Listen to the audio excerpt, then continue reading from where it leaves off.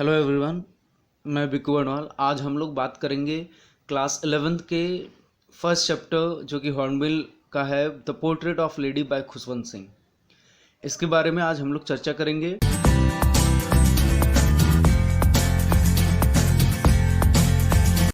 और देखेंगे कि किस तरह से एक जो अफेक्शन है अपने ग्रैंड मदर के साथ राइटर का, खुद खुशवंत सिंह नरेटर भी है इसमें और राइटर हैं, तो किस तरह से यहाँ पे दोनों का अफेक्शन है और कैसे एक दूसरे के साथ वो रहा करते थे और कैसे उन लोगों का जो बिरीवमेंट था, वियोग था, अलग हुए एक दूसरे से, ये स्टेजेस में, लाइफ के स्टेजेस में बताया गया है। ठीक है, यहाँ पे सबसे पहले स्टार्ट होता है कि ग्रैंडमदर जो है वो खुशवंत सिंह की गांव में रहते थे दोनों एक साथ। उनको ये बिलीव नहीं होता है कि वो कभी प्रीटी भी थी, कभी खूबसूरत भी थी। और वहाँ पे ठीक गांव के एक दीवार में, जहाँ पे जिस घर में वो रहते थे, वहाँ पे उनके ग्रैंडफादर का फोटोग्राफ भी था, जिसे देखकर लगता नहीं था कि वो कभी यंग रहे होंगे। तो पूरा मिला के ये है कि दोनों को खुशवंत सिंह को समझ में नहीं आता है कि दोनों एक समय यंग रहे होंगे और दिखने में काफ़ी अच्छे रहे होंगे, है ना। यहाँ पे एक बात बोला गया है कि वो जब भी अपने ग्रैंडमदर को देखे थे तो वो सेम दिखती थी, जैसा कि मैंने यहाँ पे फोटोग्राफ में डाला है, नाउ एंड आफ्टर 20 ईयर्स। तो आफ्टर 20 ईयर्स मतलब जैसा अभी दिख रही है उनकी ग्रैंडमदर, ठीक 20 साल बाद वैसे ही दिखती थी। क्यों दिखती थी? क्योंकि उनका जो रिंकल फेस था, उनके चेहरे पे जो रिंकल देखी जाती थी वो काफ़ी ज़्यादा थी, और 20 साल बाद भी वो चेंज नहीं हुआ उनका जो दिखने का जेस्चर था।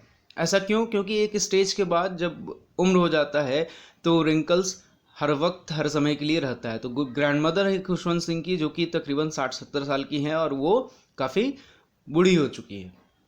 ठीक है, तो यहाँ पे बोला गया है कि जब अभी किस तरह से दिख रही है और 20 साल बाद किस तरह से दिख रही है, सेम दिख रही है। सेम दिखने में यहाँ पे क्या है, तो एक शांतिपूर्ण चेहरा जिसे कहा जा सकता है हिंदी में, एक यहाँ पे फ्रेज दिया हुआ है चैप्टर में, an expense of pure white serenity, है ना। तो यहाँ पे एक सुंदर सा माउंटेन है जो कि एकदम शांत रहता है, बिल्कुल उसी तरह से यहाँ पे उनकी ग्रैंडमदर के चेहरे पे देखने को मिलती है। वहाँ पे जब गांव में ये लोग थे तो कुछ रूटीन हुआ करता था उन लोगों का, जो कि डेली बेसिस पे वो लोग क्या करते थे। वो क्या क्या रूटीन था, तो बीट्स ऑफ रोजरी यहाँ देख सकते हैं आप। माला जपने जो रुद्राक्ष का होता है उसे बीट्स ऑफ रोजरी कहा जाता है। तो वो ग्रैंडमदर थी और वो daily beads of rosary use किया करती थी। खुशवंत सिंह के लिए उनकी ग्रैंडमदर जो थी वो ब्यूटीफुल थी, लेकिन यहाँ पे ऐसा नहीं था कि बहुत अच्छी या फिर यंग एज में जिस तरह के लोग दिखते हैं उस तरह के देख रही हो, लेकिन ऑल्दो ग्रैंड चाइल्ड है तो अपनी ग्रैंडमदर को ब्यूटीफुल बोलेगा ही, प्रीटी बोलेगा ही, है ना। तो रूटीन में यहाँ पे क्या क्या था, तो डेली रूटीन एट विलेज, कुछ रूटीन थे। पहला क्या था कि वो ग्रैंडमदर जो थी अपने ग्रैंड चाइल्ड को, खुशवंत सिंह को, नरेटर को, स्कूल के लिए तैयार करती थी, नहला धुलाकर, और उसे स्कूल ले जाती थी। उस दौरान एक और काम होता था जो कि सिंगिंग का है। यहाँ पे जैसे मैंने लिखा है, made him ready for school along singing. तो यहाँ पे सिंगिंग जो है वो फोकलोर हुआ करता था, जो कि खुशवंत सिंह और उनके ग्रैंडमदर पंजाबी फैमिली से बिलोंग करती थी। तो वहाँ पे पंजाबी जो फोकलोर होते हैं, जो क्षेत्रीय संगीत होते हैं, वो गाया करती थी। खुशवंत सिंह को वो समझ में नहीं आता था, लेकिन फिर भी बड़ा अच्छा लगता था।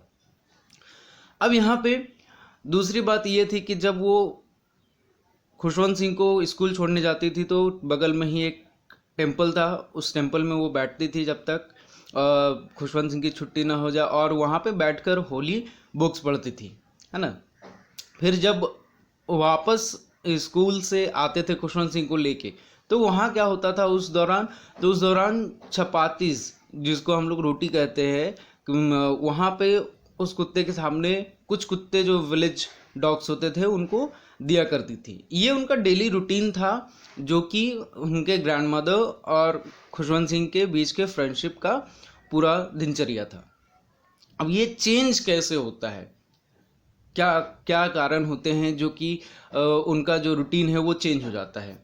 तो यहाँ पे टर्निंग पॉइंट जो है आपका टर्निंग पॉइंट एट सिटी। तो टर्निंग पॉइंट एट सिटी यहाँ पे क्या है, जब ग्रैंड मदर को और खुशवंत सिंह के पेरेंट्स शहर में बुला लेते हैं, तो उस वक्त से उनके फ्रेंडशिप में चेंज आ जाता है। किस तरह का चेंज आता है, तो सबसे पहले जब वो दोनों शिफ्ट करते हैं तो वहाँ पे खुशवंत सिंह को इंग्लिश मीडियम स्कूल में भेज दिया जाता है, और इंग्लिश मीडियम स्कूल का जो जरिया होता है जाने का वो मोटर बस होता है शहर में। तो ग्रैंड मदर दो चीज़ों से उनसे बिछड़ जाती है। पहला तो वो उन्हें पढ़ा नहीं सकती है क्योंकि इंग्लिश का लैंग्वेज पे उनको पकड़ नहीं है उतना, और दूसरा कि जब वो गांव में थे तो एक ग्रैंड मदर जो थी खुशवंत सिंह की, उनको स्कूल छोड़ने जाती थी और लाने जाती थी स्कूल से। अब यहाँ पे मोटर बस यानी कि व्हीकल है, बसेस जो है बेसिकली इसको बोला गया है। तो वो यहाँ पर क्या आ जाता है, अब ये कनेक्शन भी थोड़ा हट जाता है।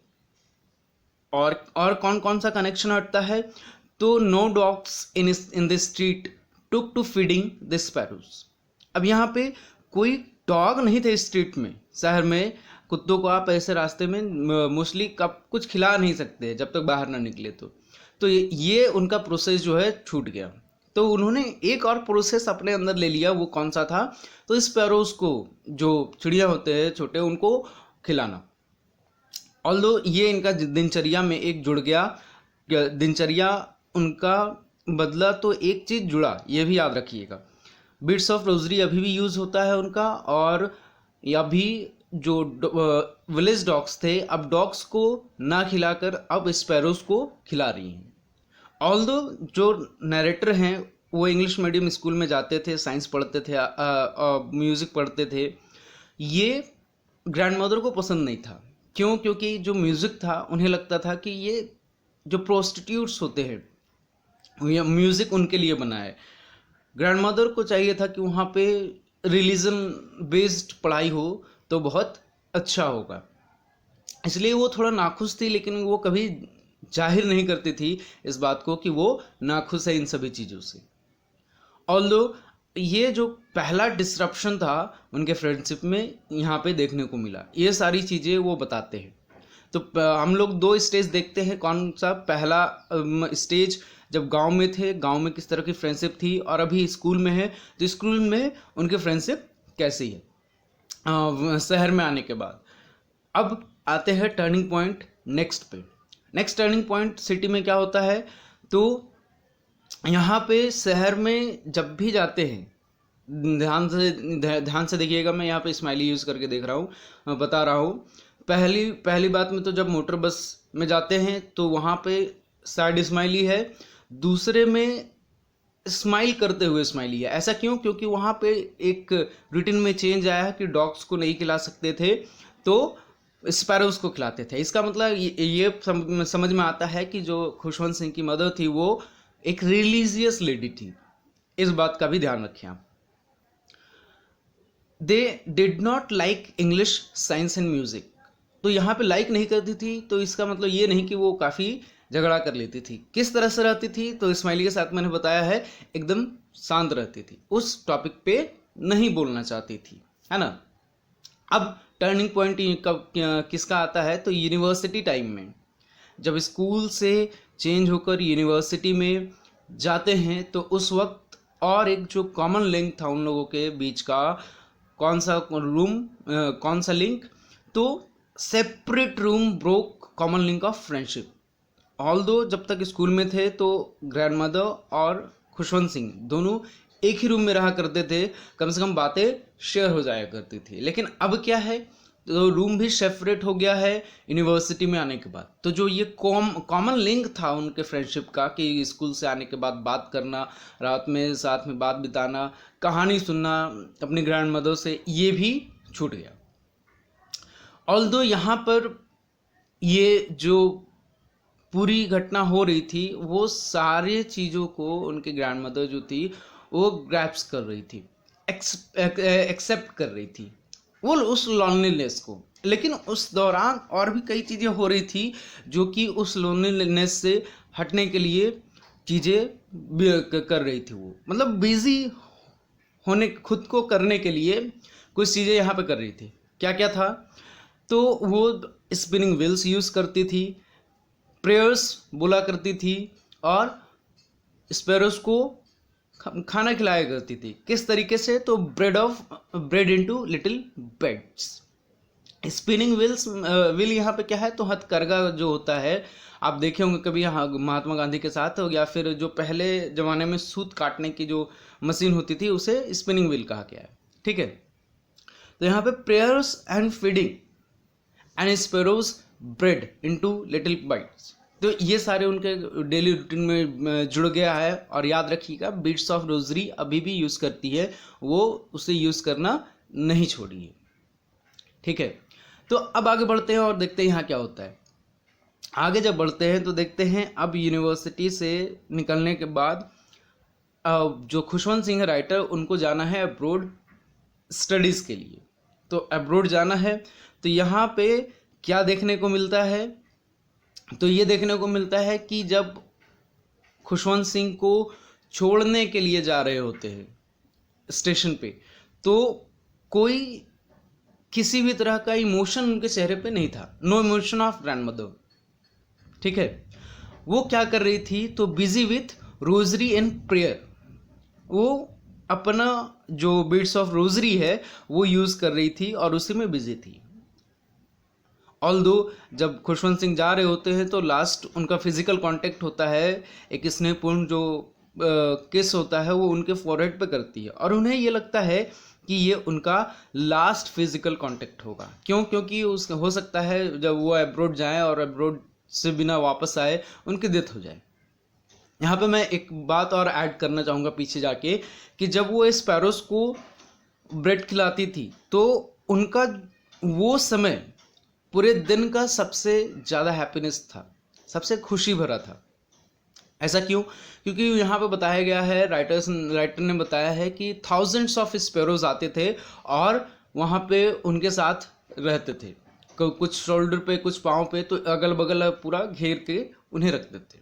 ठीक है, तो यहाँ पर क्या होता है कि अब्रोड वो चले जाते हैं पढ़ने, और 5 साल बाद वापस आते हैं तो उनकी खुशी में बहुत सारे प्रोग्राम अटेंड किया जाता है, और वापस आने के बाद एक जो गाना का